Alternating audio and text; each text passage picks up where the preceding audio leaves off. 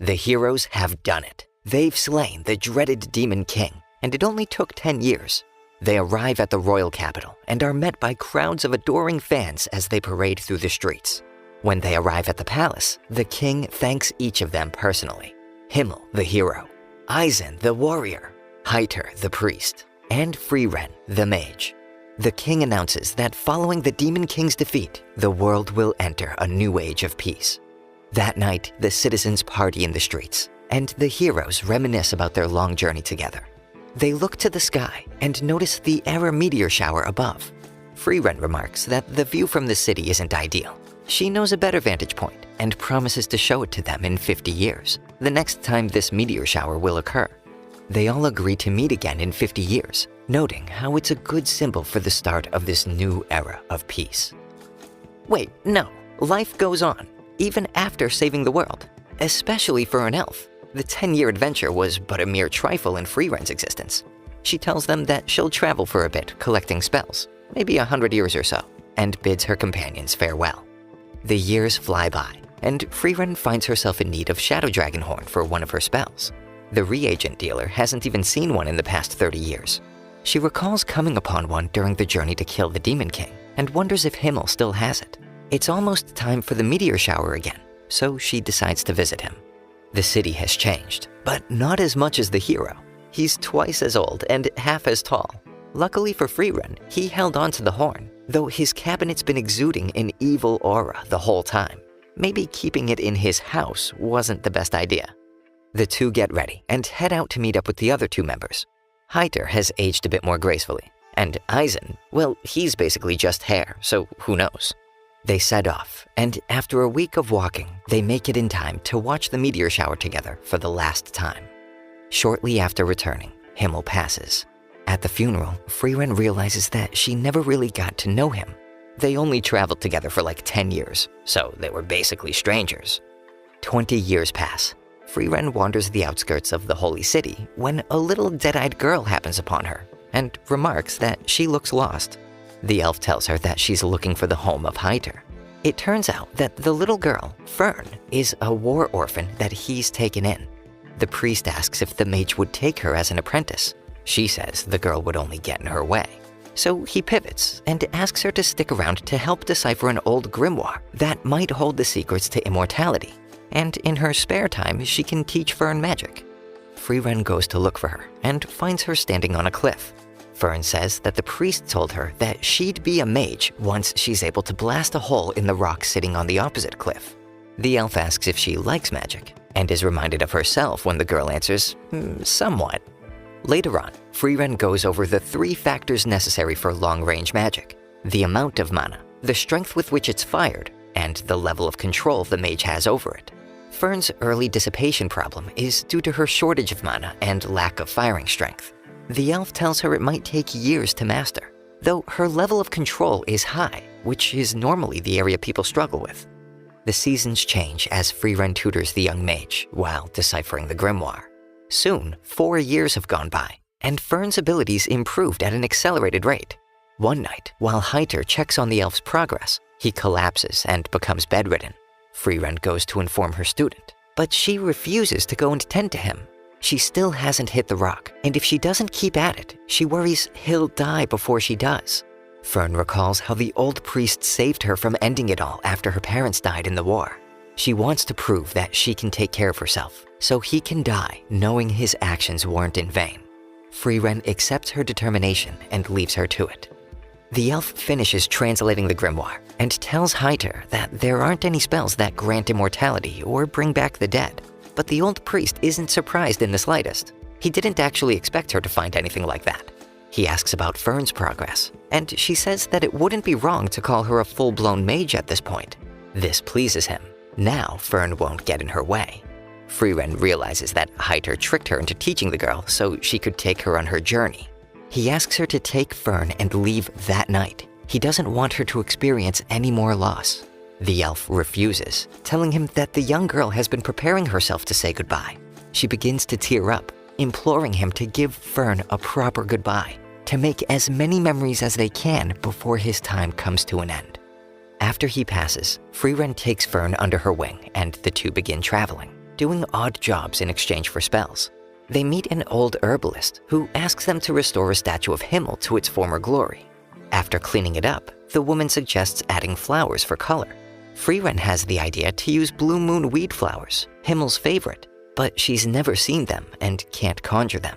The old woman says, unfortunately, it's been decades since any were seen in the area.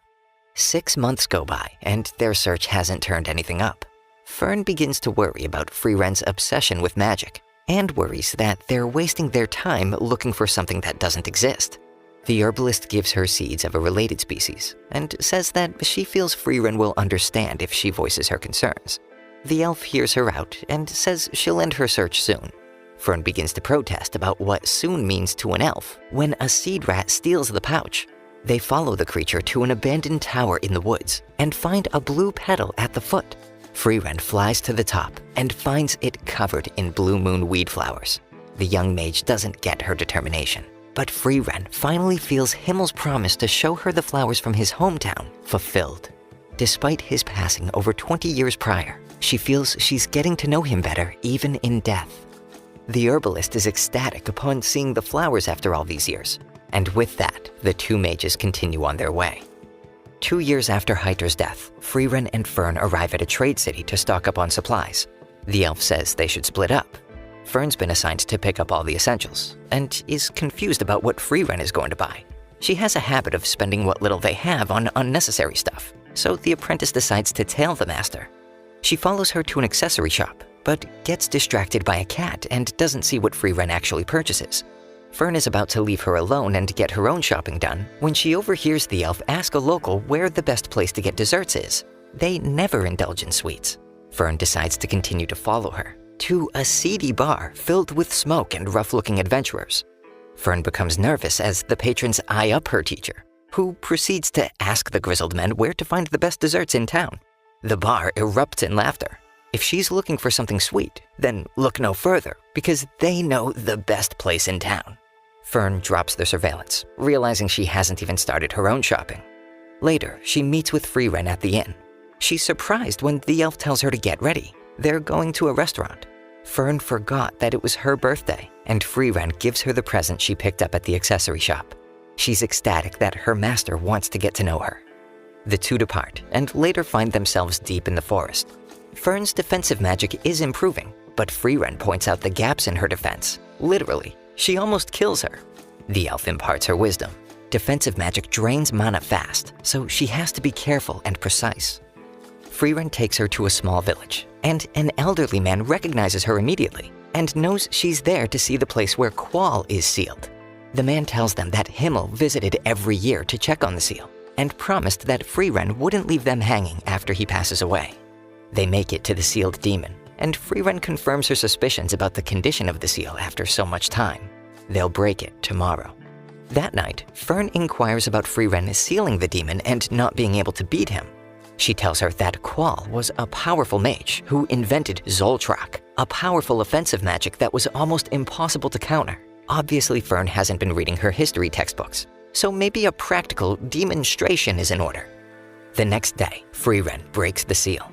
Qual recognizes the elf. It's only been 80 years, barely an afternoon nap to them. The demon tells them they'd better get ready to die. It's Zoltrak time. And Frieren tells Fern to defend them from it. It's just regular offensive magic. How disappointing. Frieren fills them in. After they sealed him away, mages everywhere studied and replicated his spell, and then devised methods to defend against it. These days, it's nothing special. No matter, Qual analyzes their defensive magic in seconds and tries to overwhelm them by depleting their mana. Fern distracts him, while Frieren hovers in the air, utters Zoltrak, and blasts a gaping hole through the demon. Seemed pretty easy, but also satisfying, and it's time for the two to move on. Another year goes by, and the two mages find themselves at the Grange Channel. An elderly gentleman takes them to the shoreline, riddled with the remains of ships that couldn't navigate the hazards along the coast. The man offers a grimoire written by the legendary mage Flamma. Frieren accepts it as payment to clean up the shoreline, despite Fern's protests. She's recently read that every grimoire attributed to Flamma is spurious, but she agreed to help for her own reasons. The pair spend 3 months in town, and winter is upon them. Fern wakes up a sleepy Frieren and forces her down to the shore to continue their work. It dawns on Fern that Frieren might not be as responsible as she thought. They remove a large pile of driftwood and broken ships and set it alight. That night, the elderly man asks if the shore will be cleaned up before their New Year's festival they hold each year. The pair promises that they'll be able to get the job done. They finish the night before the festival. Fern is worried that Frieren won't be able to wake up at the crack of dawn when the festival takes place and witness the sunrise.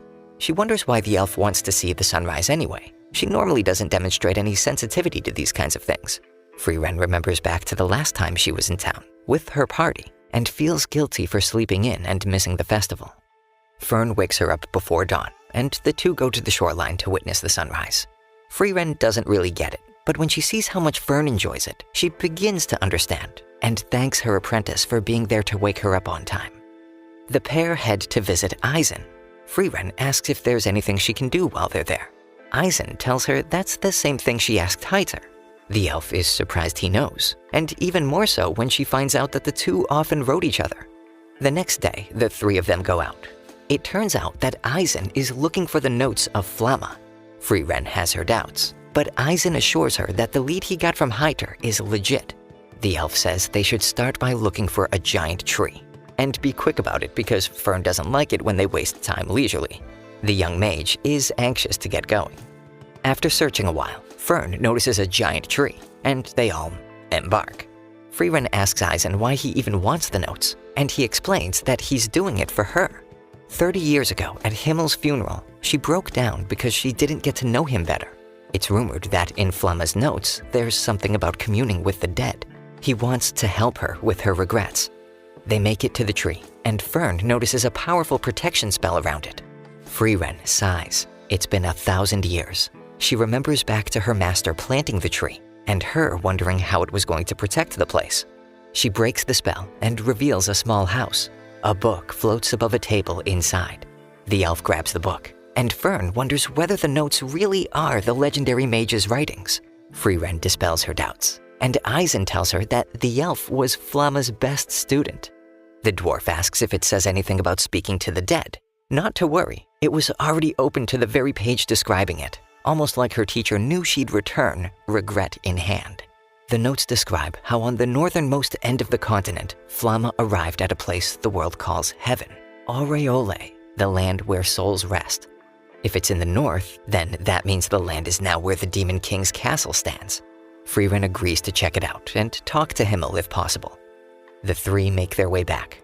While the elf sleeps, Eisen asks if Frieren is a good teacher.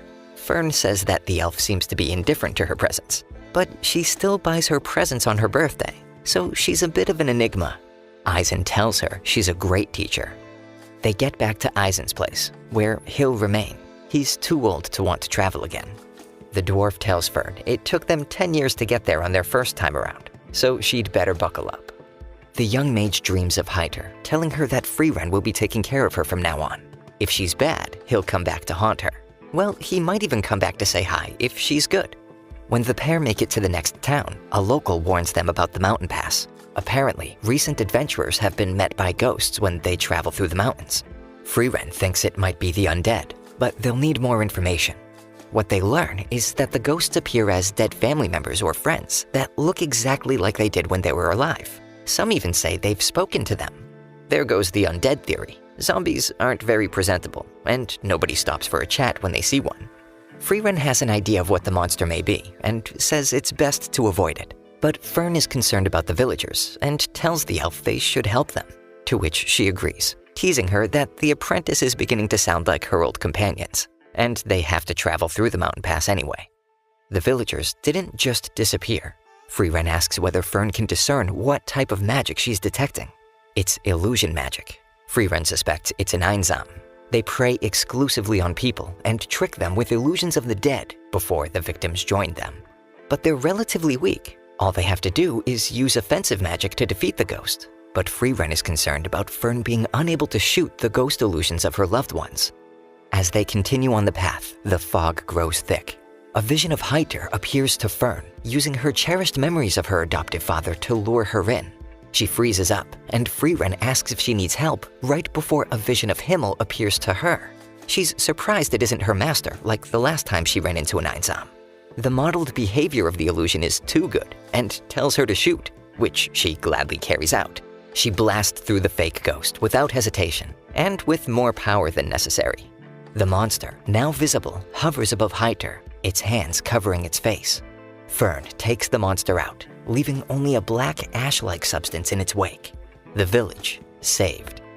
The pair make it to the Regal Canyon and stumble upon a dragon and its nest. Hiding in the bushes, Frieren notices a grimoire amongst its hoard, one she's been looking for a long time. Frieren identifies it as a solar dragon and tells her apprentice to take it out, but avoid destroying the nest. Fern gears up and lets rip. Her magic just bounces off the beast, merely waking it up. The two make a break for it and eventually lose the dragon. They're going to need some more help. Frieren remembers Eisen telling her they need a frontliner. He suggested his apprentice, a warrior named Stark, who just happens to live in a nearby village. An old woman approaches them and says that Stark wants to meet them. Well, that was easy. 3 years before, the dragon almost destroyed the village when Stark appeared. The dragon dipped, and Stark has been there ever since. Frieren tells him they need a warrior for their travels, and mentions the grimoire. They just need to defeat the dragon that he's been unable to defeat for years. The elf just needs him to keep the beast busy for 30 seconds. It turns out he's never really defeated anything. The dragon had left of its own accord, and he's been treated as a hero ever since. Frieren gives him until the following morning to decide whether he'll join their party. That night, they hear noises in the distance, and the elf tells Fern it's probably Stark. The young mage decides to check it out, and discovers the warrior practicing, carving a giant fissure in the rock. Fern asks him why he continues to train if he doesn't intend to fight the dragon. He tells her as long as he's around, it gives the townfolk a certain level of comfort and safety. It's his job to protect the town, but when things come down to it, he'll probably run. The scar on his forehead isn't from some battle with a monster. It was from the first time his master hit him. Fern doesn't think he'll run. The first time she fought a monster, she ran. Frieren refused to step in and help, so when she couldn't run anymore, instinct kicked in, and she found her resolve. The next day, Frieren and Fern go to the fissure, but he's not there. They think he's bailed for sure, so they head out. When they make it back to the dragon's lair, they hear Stark's voice. She only needs 30 seconds, right? He makes the elf promise that if he dies, she'll finish the job. The three of them scout out the dragon. Fern notices the warrior's hands shaking. Frieren chuckles a bit. He reminds her of Eisen. He trembled exactly the same way when they were up against powerful foes. The dwarf said that if he wasn't afraid, he wouldn't have made it as far as he did. Stark approaches the dragon, but it doesn't attack immediately. Frieren tells Fern that dragons are smart. It left the village alone because it realized the strength of its opponent. Eisen didn't strike his apprentice because he was disappointed. It was instinct. He was afraid of the boy's power. Stark engages the beast. The first swing of his axe cracks the dragon's claws. Leaping in the air, he grabs hold of its head while it takes off. The warrior is launched into the air as the dragon rears up, fire burning in its throat, ready to roast the boy. Stark takes his axe and brings it down on the beast's skull with enough force to create a crater on impact. He turns to Frieren, screaming that now's her chance. Why is she just standing there? Come on, it's a... Forget it. She's not stepping in. What's the point? It's already dead. Frieren congratulates him and excitedly makes her way to the hoard of treasure. Stark thinks it's odd. His master told him stories of how she made their adventure a ridiculous one, like the time they spent finding a spell to make shaved ice. But it wasn't in a bad way. Her silliness made it fun. Even though Eisen thought they were wasting their time on such frivolous things, Himmel assured him that if they weren't going to make it back home, they might as well have fun. The trio gives the villagers the good news and sets off. The grimoire they collected contains a spell to see through clothes. Fern confirms that it works, but isn't impressed with what her master has to offer, and is even less so when she uses it to check out Stark. The party makes it to the city of Wall. They hear of monster activity in the region, and no one's allowed to pass through the checkpoint, so they're stuck in the city. Frieren tells them to check out the town while she finds an inn. Fern overhears that they might be stuck there for up to 2 years and tells Stark. Neither of them are prepared to wait that long. They decide to check out the Merchants Guild for leads on getting through the checkpoint, but even trade has been shut down. Time to check out the black market. But that doesn't get them anywhere either. Stark is even more impatient about this than Fern. He wants to make it back from this adventure in time to see his master still breathing. They find Frieren hiding in an alley, and she tells them she's being followed. But it turns out she's not in any trouble. Her reputation precedes her. But they do need them to take care of some trouble, and it looks like the checkpoint won't be a problem for a hero. Later, the trio finds themselves on Eng Road in the north, helping to clear a landslide from a pass to assist a traveler. Stark complains about having to clear away the rocks instead of just moving the cart using magic, but Fern insists that clearing the path would help the next traveler who comes through. The traveler offers to help escort them to the next town. He mentions that he hasn't seen an elf in a long time. Apparently, even Frieren hasn't seen another in 400 years. They don't exactly have much of a sex drive, so they're going through a quiet extinction. They make it to the next town, and the traveler tells them about the upcoming Liberation Festival that commemorates when Frieren and the heroes vanquished the demons plaguing the town. They decorate the statue of the party in the town square and celebrate. Frieren never really understood why they got so many statues erected. Himmel had said that he hopes the statues remind her of them, since she'll be around long after they die. When they make it to town, the traveler notices a certain resemblance between Frieren and the statue. Meh, small world. After the celebration, the trio sets off once again. Stark realizes that he hasn't even asked them where they're going yet. Nowhere special, really. They're just making a quick stop by heaven to talk to the dead. Okay, he's game. They reach Graf Granit's domain and notice the unusually large guard population. Suddenly, Frieren whips out her staff. Fern is concerned. Maybe they shouldn't do that sort of thing in public. The elf explains that demons are approaching and gets ready to attack. She's immediately thrown to the ground by a guard. The demon turns to Graf Granit and asks if he was so kind as to hire an assassin just for him. But the man assures the demon he doesn't even know these adventurers. They're probably just confused. It's not every day you see a demon peace envoy. Frieren is thrown in the dungeon. Fern and Stark visit her and let her know her sentence is only like 2 or 3 years. Pretty light. Apparently, way back when, one of the Demon King's confidants escaped and has been gathering a following who are now locked in battle with the town, which explains the peace envoy. Frieren only sees demons as monsters. She asks whether her companions know why they learned to speak their language in the first place. She recalls when she and the other heroes came upon a young demon who had killed a child from the village they were staying in. Himmel couldn't bring himself to do it, and the chief then stopped the elf from killing her, brought the demon into his home, and tried to raise her like a daughter. One day, the demon girl killed the chief and burned down his house. She then offered his daughter as a replacement for the one she killed. The townsfolk were terrified of her as she tried to explain her logic, and she, knowing that they wished her dead the entire time she lived there. Seeing that this approach wasn't working, she tried to take the child as a hostage. Himmel then, without hesitation, severed her arm and saved the girl. The young demon half-heartedly called out to her mother, and Frieren blasted the little bit. But before she died, the demon explained that she called out mother so that humans wouldn't attack her, despite demons abandoning their young after giving birth. Frieren tells Stark and Fern that demons are just liars who feign innocence to avoid being killed. Elsewhere, the demon Frieren tried to kill converses with his subordinates. He recognizes the elf from somewhere and finds it interesting that she saw through their lies, even pinning down the very reason they learned the human tongue. Graf Granit takes the demons to his son's room to show him the sword his son carried when their leader slaughtered him. He drops the axe and aggressively points the dead boy's sword to the demon's throat, his guards at the ready. He was just waiting for a chance to avenge his child. The demon uses this chance to try to manipulate him by explaining he kept his father's room the same as Graf did his son's. It works. When the demons are alone, one of the subordinates asks what a father is. Beats him. He'll say anything to save his skin. He's waiting for the town to lower their guard so they can raze it to the ground. The demon asks where Drott went, and the girl, Lenya, replies that he went to eliminate an obstacle. Turns out he's in the dungeons. After taking out the guard, he introduces himself to Frieren as her executioner.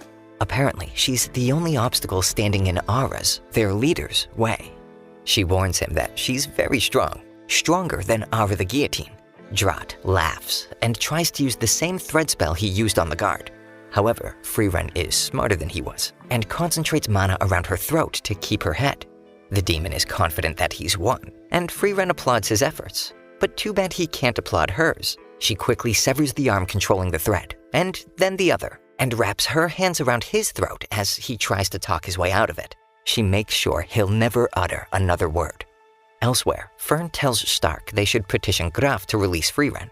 He tells her that when Lugnir's cold, dead eyes were locked on the elf, it scared the crap out of him, feeling like the demon didn't even register them as a threat. Graf goes to confront Lugnir about Frieren's escape and the disappearance of Drott. When the demon can't talk his way out of the situation, he bites his own hand to draw enough blood to use as a whip-like blade, killing the guards in a single slash. He wounds Graf, but keeps him alive. He needs him to lower the town's barrier. A hooded figure passes Fern and Stark on the street. Fern immediately recognizes the elf. Frieren explains that demons turn into mana particles and dissipate after death, so there's only an empty cell and a guard killed by magic. This doesn't bode well for Frieren's situation.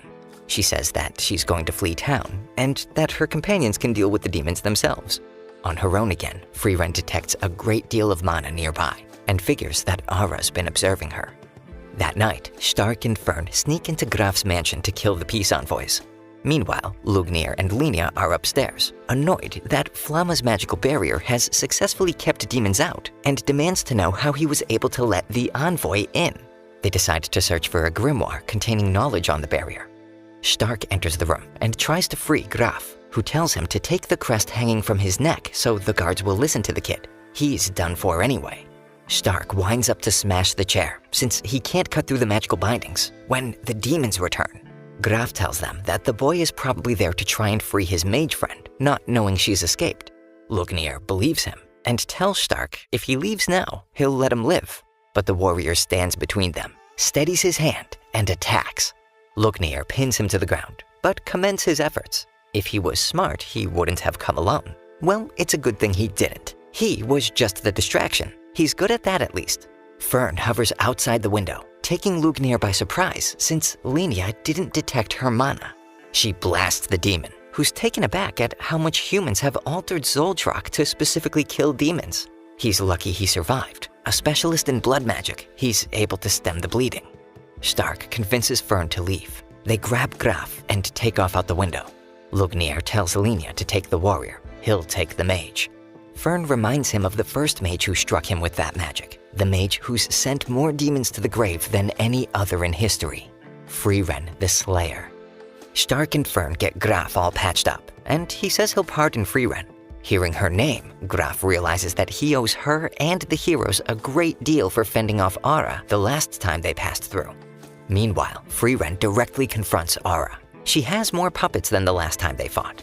Ara's magic specialty allows her to control people at will, and being one of the 7 sages of destruction, she's incredibly powerful. Graf explains that Ara measures her own mana against her enemy, and whoever has more takes control. Her puppets follow her even after their bodies decay, leaving only their animated suits of armor to do her bidding.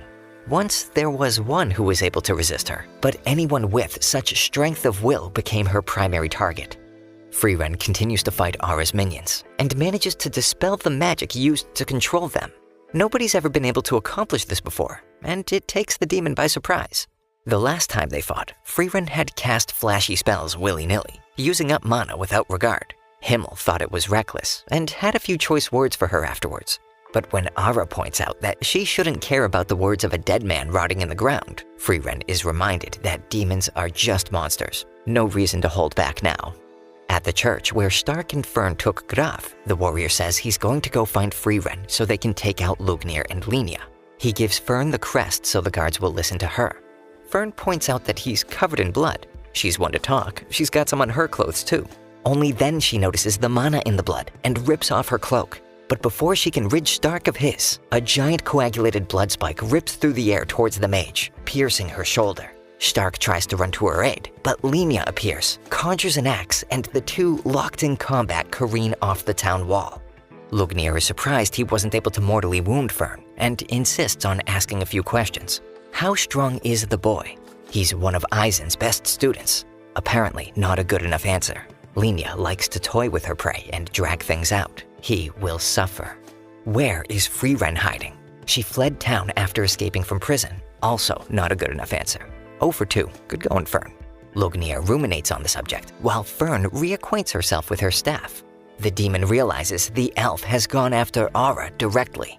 With her staff pointed at his back, Fern demands to know why he sees Frieren as the only threat. She could blast a hole through his heart at this distance. He'd like to see her try. She does, almost succeeds, and confirms that his heart is his weak point. Frieren had told Fern that she was much faster than her at casting attack spells, and it looks like she was right.